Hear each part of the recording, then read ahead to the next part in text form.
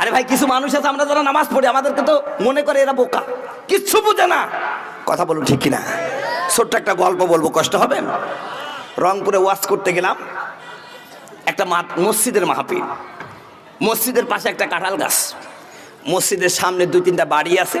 তো ওই বাড়ির মধ্যে এক লোক আছে, জীবনে নামাজ পড়ে না।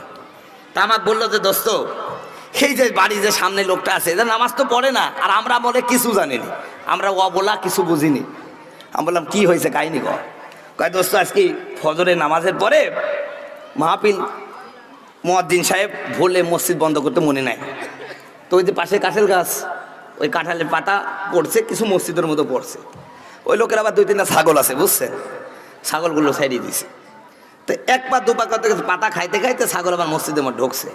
এখন ছাগল তো বুঝে না মসজিদ না মাদ্রাসা, কথা বলুন ঠিক কিনা? ওর পোশাক পায়খানা চাপিয়েছে, ওখানে ঝাড় দিয়ে দিছি। কথা বুঝতে পারছেন? দুপুর বেলায় মুয়াজ্জিন সাহেব আইসে দেখছে মসজিদের অবস্থা কেরাসিন। উনি তখন চিল্লাতে শুরু করেছে, এই ছাগল কার এই কাজ করলো কেনা?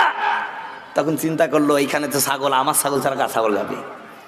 মনে মনে চিন্তা করলো নামাজ তো একেবারে পড়ি না, আর আমার ছাগল যদি এই কাম করছে আজ তো মুসিবতে পড়ে যাবো নি।